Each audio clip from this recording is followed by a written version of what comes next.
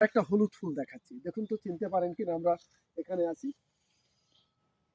এই যে হলুদ ফুল, এটা রসনা তৃপ্তিতে অদ্বিতীয়। এটা সরিষা ফুল, সরিষার শাক ফুল সহ একটি উপাদেয় খাবার। এতে আছে ভিটামিন এ, ভেষজ, খনিজ। আমরা এটা ব্যবহার করার সঙ্গে সঙ্গে এর থেকে যে বীজ হয়, বীজ থেকে যে তেল পাই, এই তেল আমাদের খুবই উপাদেয়, রসনা তৃপ্তিতে অদ্বিতীয়।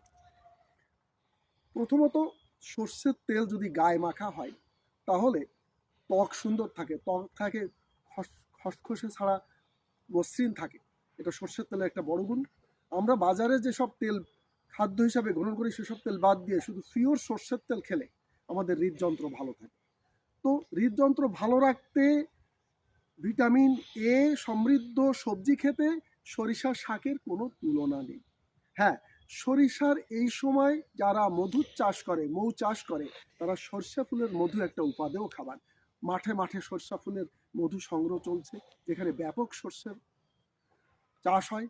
তো আমরা এই তথ্যটা জানাচ্ছি যে জয়েন্টের যে কোনো ব্যথা সর্ষের তেল গরম করে আদা দিয়ে, রসুন দিয়ে যদি মাখেন, তা জয়েন্টের যে কোনো ব্যথা চলে যায়।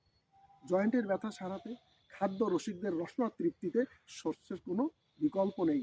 তাই সর্ষের বীজ থেকে গাছ, অর্থাৎ এর ফসল থেকে সবজি পর্যন্ত সব কিছুই খাবার হিসেবে গ্রহণ করা হয়। ধন্যবাদ সবাইকে। মনে রাখবেন, অন্য কোনো তেল খেয়ে শরীরকে নষ্ট করবেন না। হৃদযন্ত্র ভালো রাখতে সর্ষের তেলের কোনো বিকল্প নেই। সর্ষের তেল ব্যবহার করুন, তবে অতিরিক্ত যে কোনো তেলই কিন্তু হার্টের জন্য ক্ষতিকারক, কোলেস্ট্রল বাড়তে পারে। তাই নিয়মিত সব কিছু ব্যবহার করুন, ভালো থাকুন, সুস্থ থাকুন। আপনাদের সুরক্ষায় আমার এই প্রয়াস। ভালো থাকবেন, সুস্থ থাকবেন।